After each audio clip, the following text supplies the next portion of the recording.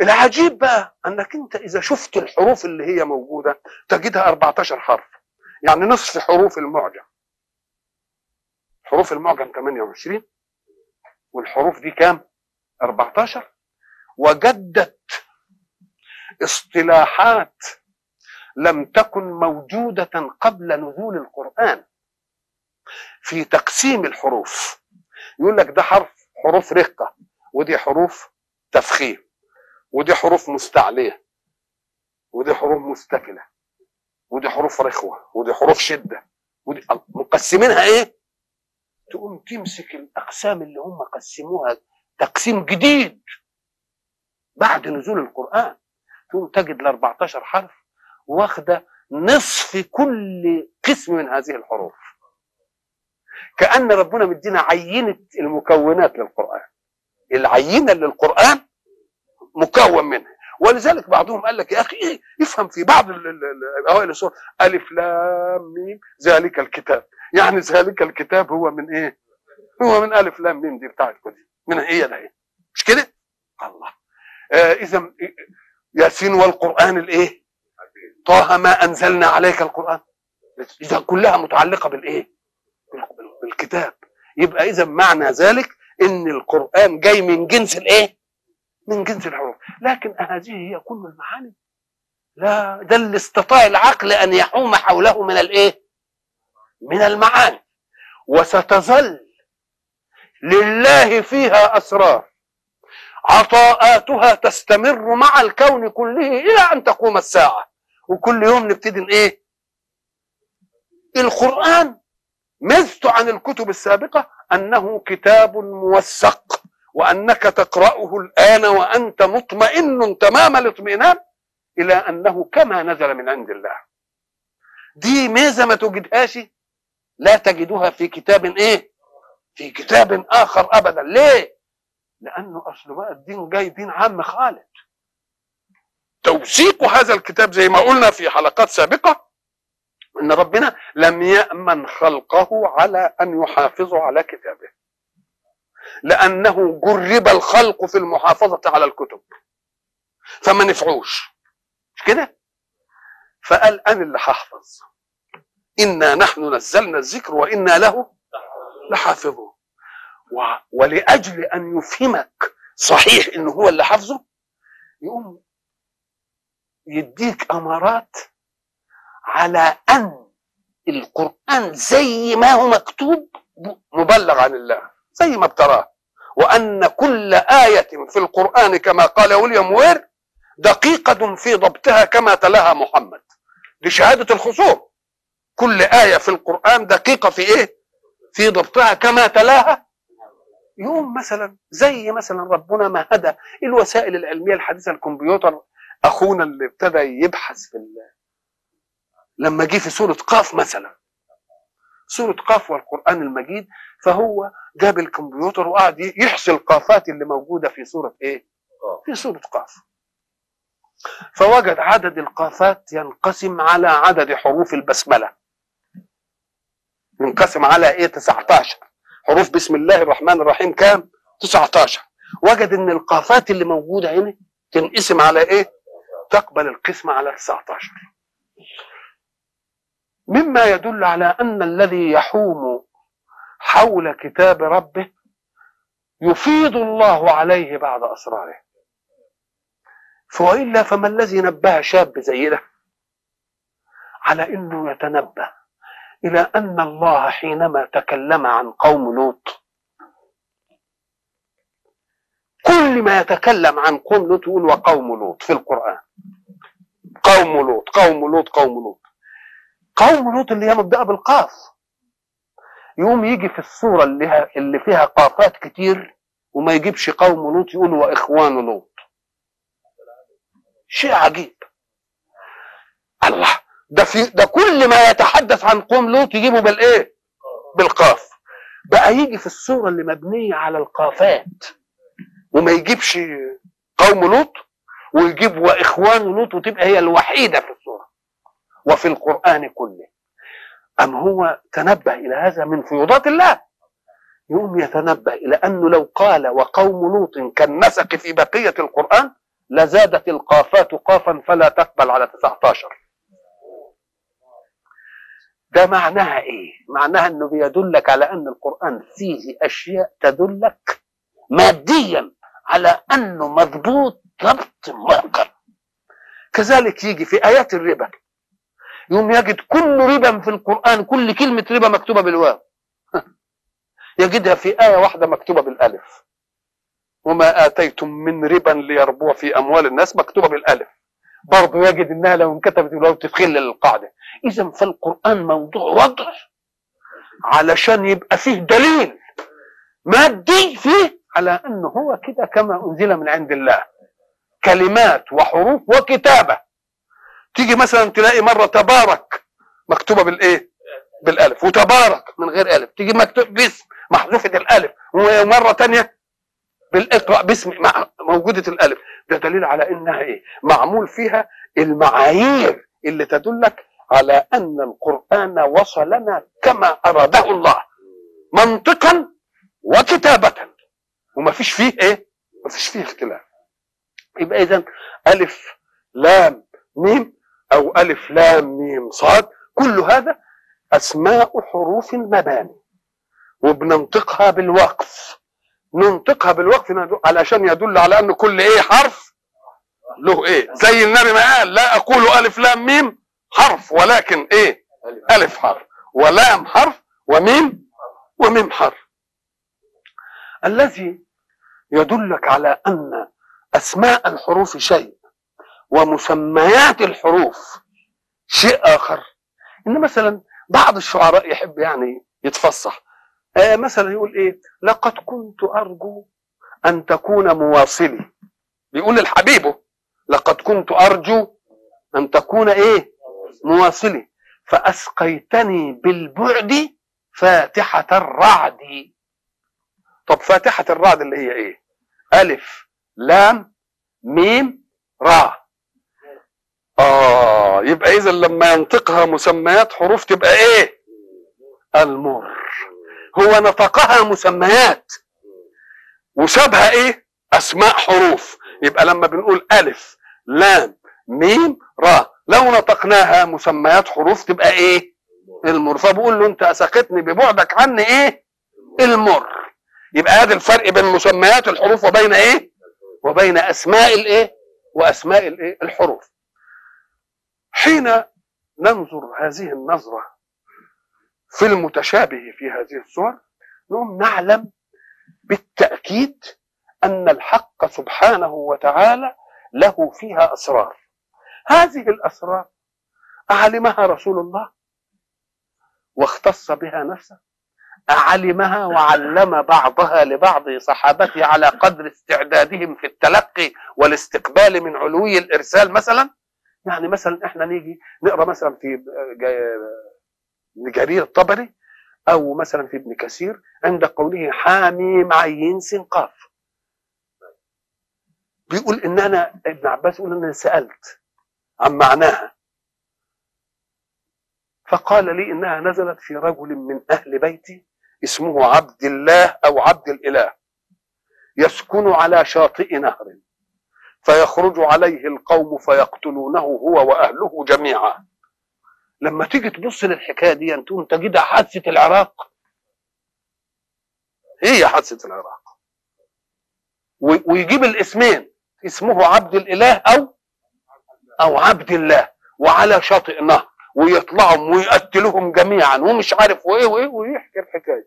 اهو دي اللي قالوا مين؟ أهذا مما اخبر به رسول الله صلى الله عليه وسلم ابن عباس تتميما الى ان لها معاني، وما قالناش كلها استيعابيا بس عشان يدينا ايه؟ يدينا نبذه انها يعني ممكن ان تكون لها معاني. وعلى هذا كثير من الناس يجدون فيها شيئا من الايه؟ من الاسرار، انما لا تزال كنوزا. هذه الكنوز نسأل الله سبحانه وتعالى ان يجليها لنعلم موقع المتشابه من مرادات الله فيه، في حجب العقول عنه فترة ليقتنع بها العقل المعاصر فترة أخرى. لأن لو القرآن قلنا أفرغ عطاؤه كده كل مرة واحدة وبعدين وبعدين يجي يستقبل الاجيال الثانيه نقول له لا، كلما على العقل وارتقى يجي له حاجه عطائيه في القران كده تقول له خليك هنا خليك هنا. لكن لو فرق كل عطائه يوم بعد ذلك ياتي وقت لا يستقبل القرآن الناس بعطاء جديد ويظل مكرور مردد. وعلى ذلك لا يصدق قول الرسول صلى الله عليه وسلم لا تنقضي عجائبه. لا تنقضي، يبقى ما دام لا تنقضي عجائبه يبقى كل يوم هيديني ايه؟ هيديني عطاء. ومش كل يوم، لعل انسانا يقرأ القرآن ويقول بعض خواطره في ساعة ثم يأتي في ساعة ثانية ليقول فيها فتأتي له خواطر لأن ميلادها جه، ميعادها جه وهو قالها قبل كده بميعادها، خد على قده. فنسأل الله سبحانه وتعالى أن يمدنا أو يمد الآتين بعدنا من المسلمين بما يجليها. وإن شاء الله سيكون هذا عن قريب إن شاء الله، وستجلى آيات الله حتى يصدق قول الله سنريهم آياتنا في الآفاق وفي أنفسهم حتى يتبين لهم أنه الحق. هذا في ألف لام ميم والخواطر حولها. هنا بقى يبتدي يقول ذلك الكتاب. ساعة ما تشوف اسم إشارة اللي هو ذا مش كده ذا، وبعدين لام بعدها، وبعدين ايه؟ كاف. يبقى كم كلمة في الحكاية دي؟ 3 كلمات، ذا واللام والكاف. 3 حاجات. ذا إشارة مش كده؟ وإشارة لمذكر، لأن لما أحب أشير إلى مؤنث أقول إيه؟ زي أو تي، مش كده؟ ما بنقول تلك آيات، إنما أصلا بنقول ذلك الكتاب. لما يكون مؤنثة آية أقول إيه؟ تي. فأنا بقول إيه؟ ذا، لأنني بأشير إلى الكتاب، يبقى ده اسم إشارة. واللام اللي في الوسط دي بيسموها لام البعد، لما تشير إلى حاجة وتبعدها كده تقول ذلك، لما تقربها تقول ذاك. بلاش اللام، لام البعد دي تحذفها. طيب والكاف خطاب، يبقى أنا عندي كم حاجة هنا؟ ذا إشارة، لام للبعد، كاف حرف خطاب. الناس بقى ما يفرقوش قوي بين اختلاط الخطاب بالإشارة. ليه؟ قال لك الإشارة لها معنى والخطاب له معنى. افرض ان ده قلم اهو معايا، انا عايز اشير له للقلم واخاطب واحد مذكر، اخاطب ده هو، او ما اقول له ايه؟ ذلك القلم، ذلك القلم. اشرت للايه؟ للقلم. وخاطبت مين؟ مخاطب. طب افرض ان انا لا مؤاخذه بخاطب واحده ست وانا بشير برضه للقلم، هقول ايه؟ ذلك القلم. يبقى الاشاره ايه؟ ما اتغيرتش، يبقى الخطاب هو اللي ايه؟ افرض ان انا عايز اخاطب الاثنين دول ولكن هاشير برضه للقلم، اقول ذا يعني القلم، ذلكما، انا بخاطب 2. طب افرض ان انا عايز اخاطب 3، ذلكم. افرض ان انا عايز اخاطب جماعه مؤنث، ذلكن. مش كده لها؟ يبقى حين اشير الى واحد اخاطب واحدا، اخاطب واحده، اخاطب 2 أو 2 وهما سواء، ما يختلفش الخطاب. اخاطب جماعه ذكور، اخاطب جماعه ايه؟ اناث. مش كده؟ شوف بقى ربنا لما يعرض علينا في قصة امرأة العزيز لما جمعت النسوة وقال نسوة في المدينة امرأة العزيز تراود فتاها ايه؟ وبعدين ايه؟ أعدت لهن متكئا وآتت كل واحد منهن سكينا وقالت اخرج عليهن. فلما رأينه، من الرائي؟ النسوة، جماعة إناث، أكبرنه وقطعن أيديهن وقلنا حاشا لله ما هذا بشر. بيشيروا إليه. قالت فذا إشارة لمين؟ ليوسف واحد. وبتخاطب مين؟ فذلكن، فذلكن الذي لمتنني فيه. ما قالش ذلك أو ذلكما أو ذلكم، لأنها بتخاطب جماعة نسوة.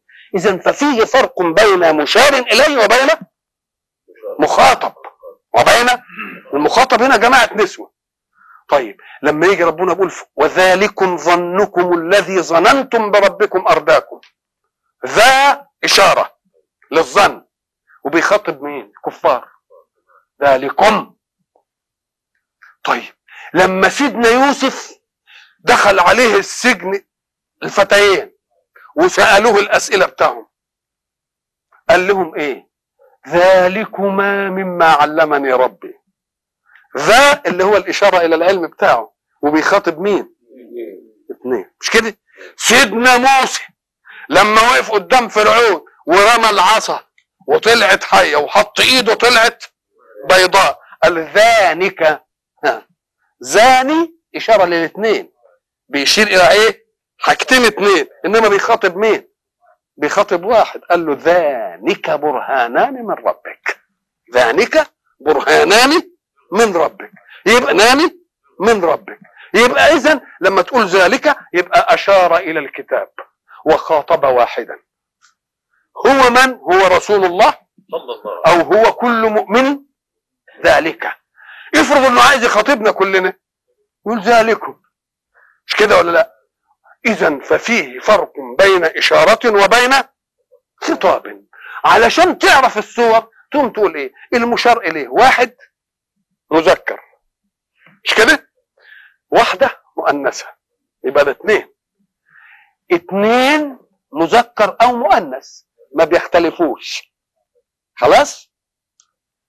لا بيختلفوا، تبقى تاني وثاني. إن كان مذكر نقول ايه؟ زاني، وإن كان مؤنث تاني. طب وإن كان جماعة أولئي، سواء كانوا جماعة نسوة أو جماعة ايه؟ ذكور. يبقى إذن كم إشارة؟ خمسة. مفرد، مش كده؟ مفردة، مثنى مذكر، مثنى ايه؟ مؤنث، جمع سواء كان مذكر أو مؤنث. خمسة تديرها على الخطاب وتخاطب ايه؟ واحد، مش كده؟ واحدة. اثنين مذكر او مؤنث مع بعض، خلاص؟ الجمع مذكر الجمع مؤنث يبقى خمسة. خمسة في خمسة يبقى صورة الإشارة مع الخطاب 25 ايه؟ 25 صورة. 25 صورة. القرآن جه في الأول هنا عملها ايه؟ صورة الإشارة إلى الكتاب وهو مفرد، والخطاب لإيه؟ لواحد. ذلك الكتاب. ساعة نقول ذلك الكتاب مع أننا بقراه تقوم تقول ده جايب لام البعد يدل على بعد منزله، يعني حاجة إيه؟ حاجة عالية أوي أوي أوي، لأنه علوي وأنت سفلي. فين أنت وفين؟ يبقى ذلك الكتاب. ذلك الكتاب. كلمة الكتاب دي تدل على إيه؟ على أنه بنجمع كلمات ويا بعضها علشان تدي، وبنسجلها ولا لا؟ نكتبها. يبقى كلمة كتاب تعني التسجيل. طب ولماذا تسجله؟ ده لأنه نفيس أوي أوي أوي، وأمر من خايف لا يضيع مني فأيدته، وإلا فالكلام الهراء لا إيه؟ يبقى لا يقال كتاب إلا لإيه؟ إلا لأمر ذي بال يعتنى به ويخاف أن يذهب من العقل، فكتبناه علشان إيه؟